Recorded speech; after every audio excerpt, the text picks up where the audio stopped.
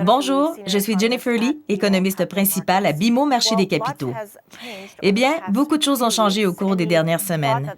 Les prévisions d'une hausse des taux d'intérêt de la Fed cet été ou de ceux de la Banque d'Angleterre avant la fin de l'année sont tombées à l'eau suite au référendum tenu au Royaume-Uni le 23 juin, par lequel 51 des électeurs britanniques ont choisi de quitter l'Union européenne. Les résultats ont pris les marchés financiers globaux par surprise et nous avons constaté d'importantes ventes sur les marchés boursiers mondiaux, une bonne reprise sur les marchés obligataires et une dévaluation de la livre sterling qui a atteint son cours le plus bas des 31 dernières années ce matin. Essentiellement, les marchés anticipaient fermement un vote en faveur du Remain, et ce, jusqu'au référendum, ce qui, encore une fois, a pris tout le monde par surprise. Les marchés financiers détestent deux choses, l'incertitude et l'inconnu.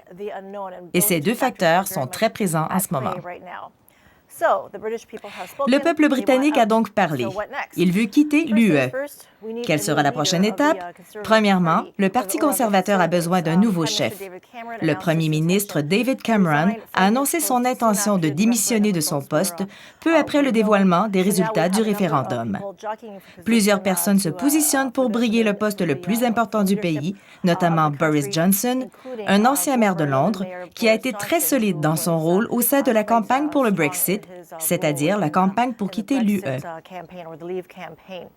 Après cela, les choses semblent incertaines. Y aura-t-il une autre élection générale après que le nouveau chef soit choisi? C'est une question en suspens. Le nouveau premier ministre devra choisir un nouveau chancelier de l'échiquier qui décidera de la direction que prendra la politique fiscale.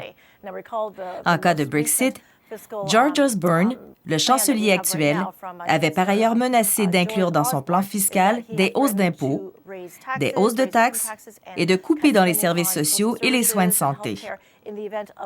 L'autre question est de savoir s'il gardera ou non son poste. Troisièmement, ce référendum est-il légal? Techniquement, il ne l'est pas.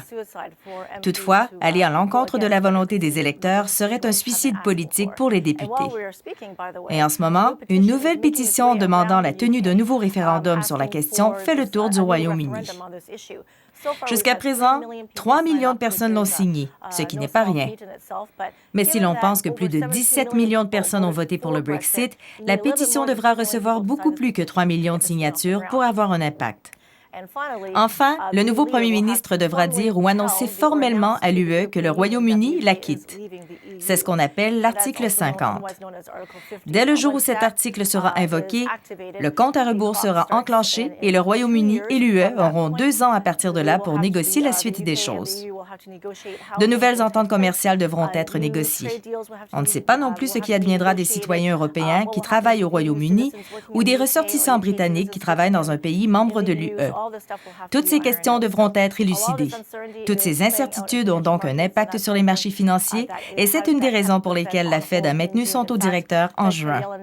En fait, la présidente de la Fed, Janet Yellen, a dit que le Brexit était un facteur important dans les décisions du 15 juin. Une hausse des taux de la Fed cet été n'est donc plus au menu.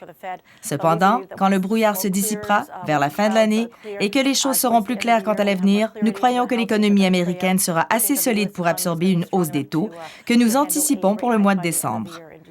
Or, la Fed n'entrevoit pas hausser ses taux pour le reste de 2016. En ce qui concerne la Banque du Canada, le report de hausse des taux de la Fed fait que nous n'anticipons pas non plus de hausse de taux de sa part avant le 4e trimestre de 2017, soit 3 mois plus tard que ce à quoi nous nous attendions. Donc, encore une fois, pas de hausse de taux pour la Banque du Canada avant le T4 2017. Mais comme on le sait, tout cela est bien loin. Et comme on a constaté, beaucoup de choses peuvent survenir d'ici là. Merci.